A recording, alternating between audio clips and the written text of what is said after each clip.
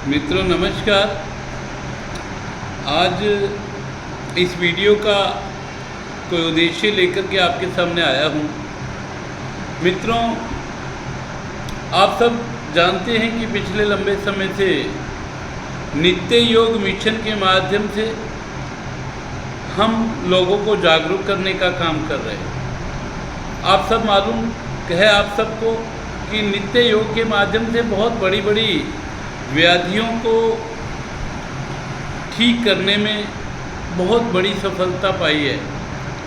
और मैं आज बहुत गहरी बात आपसे शेयर करना चाहता हूँ। इसे थोड़ा सा समझने की ज़रूरत है, थोड़ा अपने जीवन में उतारने की ज़रूरत है। और फिर देख सकते हैं आप कि थोड़ा समझकर, थोड़ा जानकर और थोड़ा मानकर जब इसे हम अपने जीवन में उतारते हैं तो बहुत बड़े रहस्य का पर्दाफाश होता है कि बीमार शरीर क्यों होता है और बीमार शरीर को ठीक किस तरह से किया जा रहा है। तो मित्रों, मैं आज आपको कहना चाहता हूँ जो 2.5 वर्ष के निरंतरता के अनुभव मैं आपसे शेयर करना चाहता हूँ कि जब हम नित्य योग करते हैं तो हमारा मेंटल लेवल, शारीरिक लेवल तो हमारा ठीक होता ही है।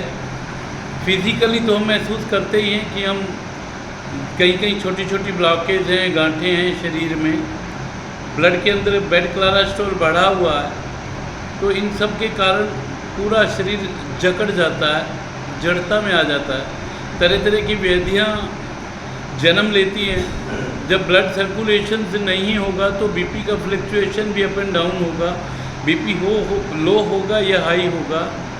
स्किन की डिजीज़ हो जाती हैं, मोटापा बढ़ता है शरीर का कोई भाग, पेट जिसे हम कहते हैं, पेट सबसे नरम भाग होना चाहिए और वो जब सामने की ओर बढ़ जाता है तो वो तभी बढ़ता है जब हमारे डाइजेशन सिस्टम तक प्रभाव आ जाते हैं और तमाम प्रकार के ऑर्गेन्स भी फिर जो है डिस्ट्रॉय होने लगते हैं। जैसे धीरे धीरे लीवर में वसा बढ़ी तो लीवर काम छोड़ जाता है।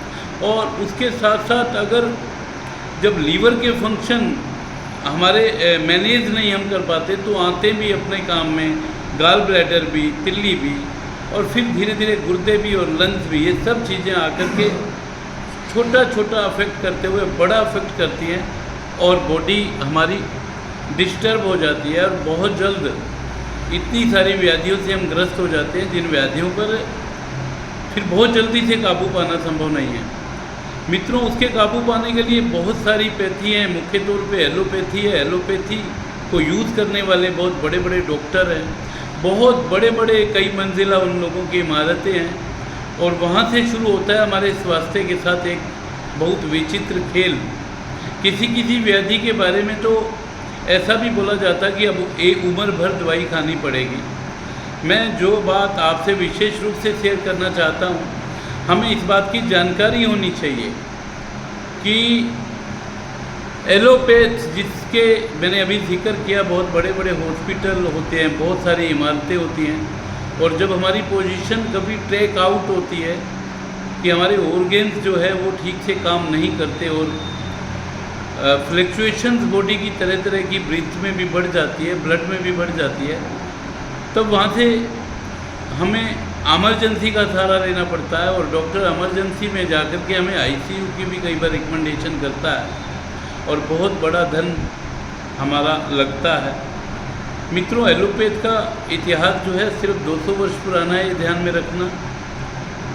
200 साल पहले एलोपैथ इस दुनिया में आई और एलोपैथ के साथ जितना सारा भी माइंड वर्क किया गया वो माइंड वर्क सिर्फ और सिर्फ एक बात से किया गया कि पेशेंट को जब तक आप मेंटली तौर पे टॉर्चर नहीं करोगे, उसको डराओगे नहीं, उसे किसी भी बीमारी को बढ़ा चढ़ा करके नहीं बताओगे, तब तक पेशेंट रुकने वाला नहीं है।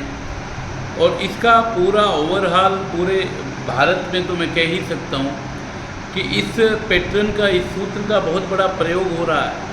जब भी आप किसी छोटी सी भी व्याधि को लेकर के जाते हैं, मैं ये भी नहीं कहूँगा कि सभी डॉक्टर ऐसा करते हैं, लेकिन मैक्सिमम ऑफ डॉक्टर्स एक कमज़ोरी का बहुत बड़ा लाभ उठाते हैं और वो कमज़ोरी होती है कि आपके किसी भी रोग को बढ़ा चढ़ा करके प्रदर्शित करना।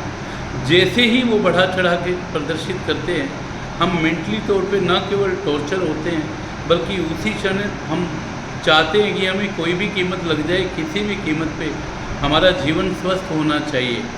और एलोपैथ को हम ज्वाइन करते हैं और बहुत सारा धन बल लगा करके एक निश्चित समय के अनुसार हम उस व्याधि को ठीक भी कर लेते हैं। वहीं प्रॉपर साथ में आयुर्वेद जो 7000 वर्ष पुराना तो ऋषि वाग्भट ने लिखा, लाखों वर्ष पुराना आयुर्वेद ग्रंथ है, जो वात पित्त और कफ तीनों को कैसे बैलेंस किया जाए और इन तीनों की प्रकृति अनबैलेंस होने से 200 प्रकार की हमारी व्याधियां होती हैं।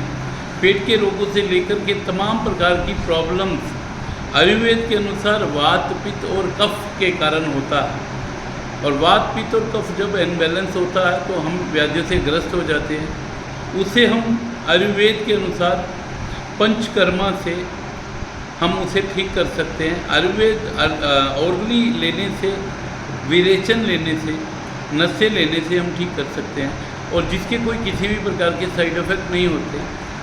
आयु को बढ़ाने वाला ये वेद है और मन को, शरीर को, तन को स्वस्थ रखने वाला ये वेद है, जिसके कोई साइड इफ़ेक्ट नहीं होते। और अक्सर ये सब प्रॉब्लम तो हम हमारी घरेलू रसोई में रखी जाने वाली चीज़ों से भी हम अपना ट्रीटमेंट कर सकते हैं, या घर से थोड़ा बाहर निकले तो आंगन में जो गमले होते हैं उनमें वो सब चीज़ें रख करके हम शरीर को स्वस्थ रख सकते हैं। या थोड़ा घूमने निकलें तो बहुत सारे ऐसी जड़ी बूटियाँ हैं, ऐसे वृक्ष हैं, जिससे हम सिर्फ अपनी डाइट चार्ट का हिस्सा बना करके भी जीवन को सुंदर स्वस्थ रख सकते हैं। तो मित्रों, मैं आपको कहने चला हूँ कि हमें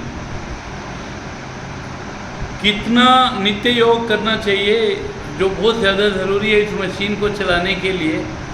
और नित्य योग के अलावा कैसा हमारा डाइट चार्ट होना चाहिए, वात पित्त और कफ के प्रति कैसे हमारी मेंटेनेंस होनी चाहिए, मैनेजमेंट होनी चाहिए, और किस तरह का भोजन खाना चाहिए या नहीं खाना चाहिए, इन सब के लिए हम बहुत जल्द एक बहुत सुंदर सा वीडियो लेके आपके सामने आ रहे हैं। अभी आप इस वीडियो को, आपको लगता है कि हेल्थ संबंधित जानकारी आपको घर बैठे मिले, हेल्थ के प्रति हम कॉन्शियस हों और हम स्वस्थ जीवन जिएं, सुंदर जीवन जिएं, मानसिक रूप से, शारीरिक रूप से और आर्थिक रूप से हम संपन्न हों, आध्यात्मिक रूप से हम स्पिरिचुअल हों, हमारा मन जो है वो शिथिल रहे, मन भटके नहीं और मन डरे नहीं, हम निर्भीक होकर के आगे बढ़ें। इन सब का एक सार्थक प्रयास हम कावा वेलनेस सेंटर के माध्यम से कर रहे हैं, जहां हम काउंसलिंग देना चाहते हैं, जहां हम आपको जागरूक करना चाहते हैं कि आप अपने शरीर के प्रति सजग हो जाएं। हमारा शरीर एक सुंदर है तो हमारा घर परिवार में भी मूड अच्छा रहेगा, स्वास्थ्य अच्छा रहेगा, तो सबको एक हैप्पीनेस मिलेगी। और आप ध्यान करना कि एक व्यक्ति अगर घर में स्वस्थ रहने के लिए कुछ टिप्स इम्प्लीमेंट करके अपने आप को स्वस्थ रख लेता है तो उसका इफेक्ट परिवार पे भी पड़ता है, और एक परिवार अगर स्वस्थ होता है तो उसका असर समाज पे भी पड़ता है। और हम अगर पूरे समाज को स्वस्थ रखने की जिम्मेदारी ले लें तो पूरा राष्ट्र हमारा स्वस्थ हो सकता है।